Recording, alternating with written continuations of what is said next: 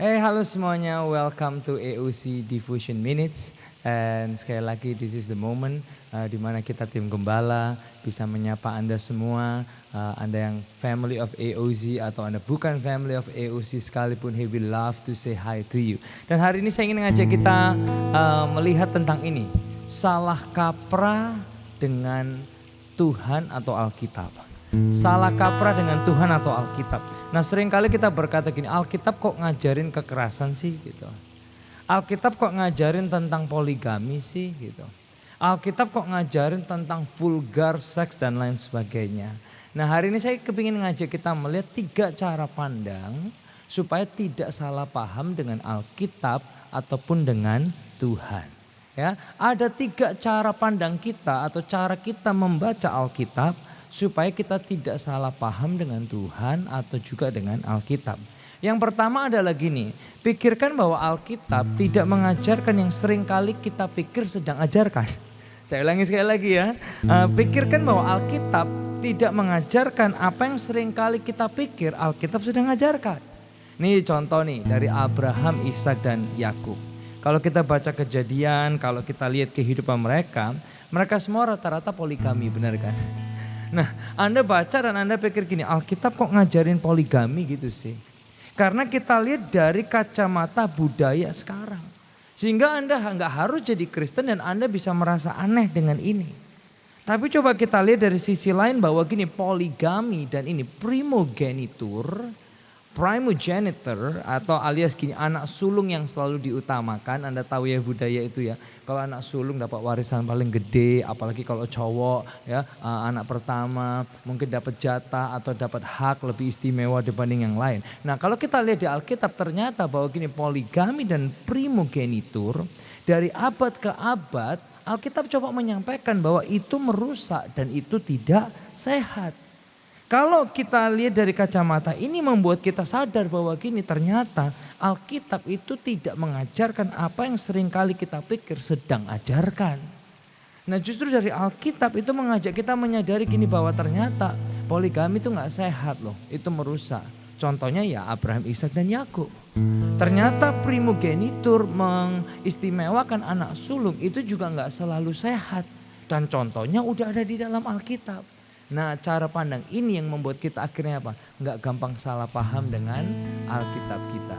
Nah yang kedua adalah gini, kebutaan melihat Alkitab dari kacamata budaya sekarang. Kita seringkali terbutakan melihat Alkitab dari kacamata budaya yang kita tahu. Kalau kita orang Indonesia, apalagi di Jawa dengan budaya kita menginterpretasikan Alkitab dengan kacamata kita yang ada di budaya Jawa ini gitu.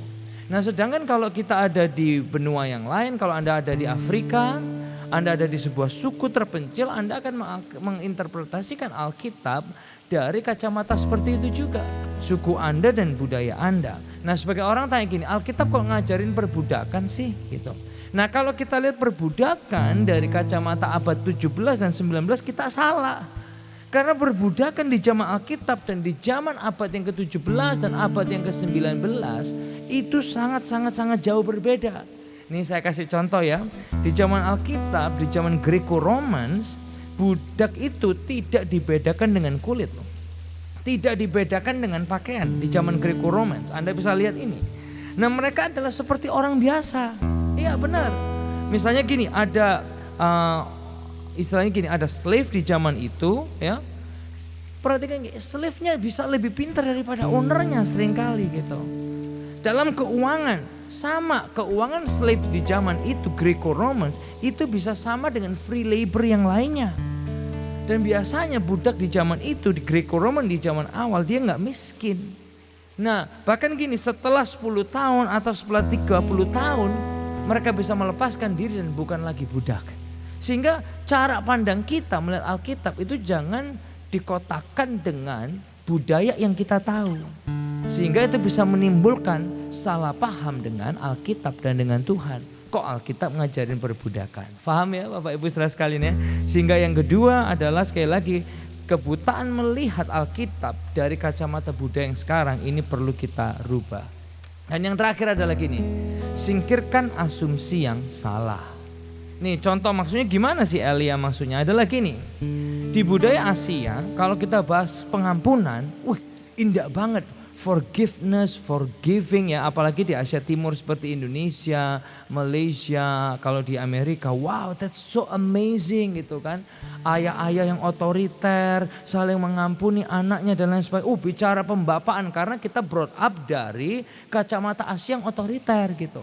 Tapi kalau di budaya kita Asia Timur ini bahas seks, Alkitab bahas seks. Di Kidung Agung kan bicara tentang dadamu dan lain sebagainya. Kita akan berpikir, wah itu sih terlalu vulgar kalau kayak gitu.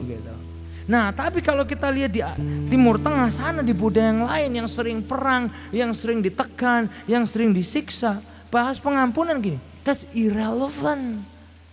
Kamu gak tahu rasanya kamu gak bisa makan. Kamu gak tahu rasanya keluargamu dibom. Kamu gak tahu rasanya kalau kamu dalam teror every day and every month and every seconds. Tapi kalau bicara seks, poligami dan lain sebagainya, nah itu rasanya wajar. Nah, oleh sebab itu Bapak Ibu Saudara sekalian, ayo singkirkan asumsi yang salah. Singkirkan asumsi yang salah. Sehingga apa? Anda dan saya kita bisa sama-sama gak perlu salah paham tentang Alkitab, tentang Tuhan.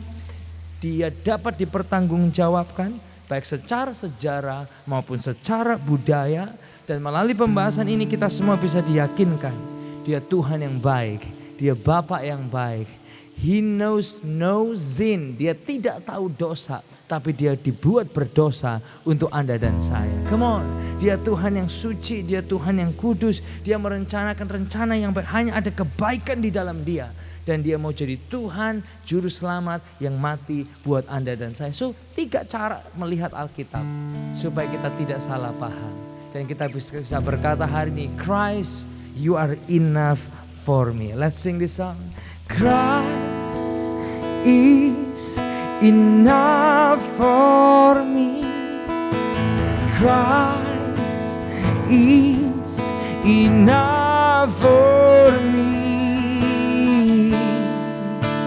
Everything I need is in you. Yes, God. Everything I need, Christ is enough. Christ is enough for me. Christ is enough for me. Everything I need is in you. Everything I need, I have decided to follow Jesus. No turning back, no turning back. I have decided to follow Jesus. No turning back, no turning back. Do you believe it? Come on. If Christ is enough for you, here we go. Christ is enough for me. Christ is enough for me. Everything I need is in you. Everything I need. God bless you guys.